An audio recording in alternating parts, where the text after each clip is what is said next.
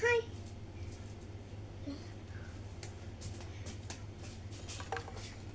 Hello ചേട്ടാ, എനിക്കൊരു സാധനം വേണം.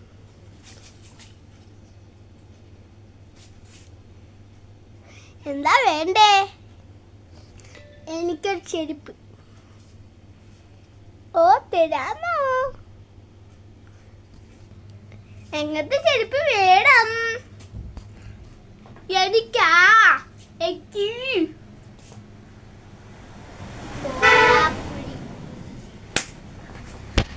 ചെരുപ്പുകളുണ്ട്. ഏത് വേണേ സെലക്ട് ചെയ്തോ.